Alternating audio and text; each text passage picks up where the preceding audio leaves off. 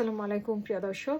খালেদা জিয়ার জানাজা অনুষ্ঠিত হবে আগামীকাল বুধবার মানে সংসদ ভবনে দক্ষিণ প্লাজায় এবং সেই জানাজায় অংশগ্রহণ করার জন্য ইতিমধ্যেই জানা গেছে যে কারা আসবেন। বিশেষ করে ভারতের পররাষ্ট্রমন্ত্রী এস জয়শঙ্কর আসছেন এবং পাকিস্তানের পররাষ্ট্রমন্ত্রী ইসাকদার আসার কথা থাকলেও পরবর্তীতে পোস্ট করে একটা সোশ্যাল মিডিয়ায় পোস্ট করে জানানো হয়েছে যে ইসাকদার আসছেন না, কিন্তু ওনাদের স্পিকার আয়াজ সাদিক উনি আসছেন এবং শ্রীলঙ্কার পররাষ্ট্রমন্ত্রী বিজিতা হেরাত উনি আসছেন এবং নেপালের পররাষ্ট্রমন্ত্রী আসছেন।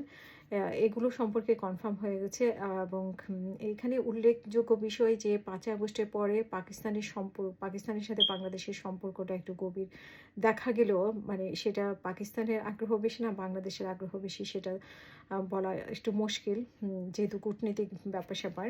আর হচ্ছে যে ভারতের সাথে এক ধরনের টানাপোড়েন চলছিল, যেহেতু শেখ হাসিনা সেখানে পালিয়ে আছে। তারপরে বিভিন্ন রাজনীতিক আওয়ামী লীগের নেতারা সেখানে আশ্রয় নিয়েছে। সেহেতু স্বাভাবিকভাবেই পাকি উম ভারতের সাথে এক ধরনের টানাপোড়েন সম্পর্ক চলছিল।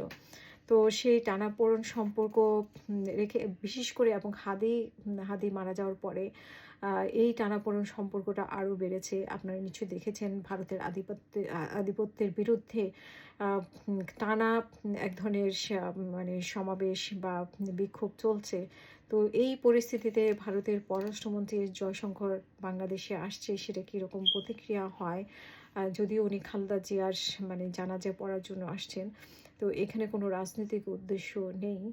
তারপরেও এখানে কোনো অপ্রীতিকর ঘটনা ঘটে কিনা বা বাংলাদেশের সাথে ভারতের যে টানাপোড়েনের সম্পর্ক সেটার কোনো উন্নতি হয় কিনা সেটা অবশ্য আমরা বুঝতে পারবো কালকের পরে।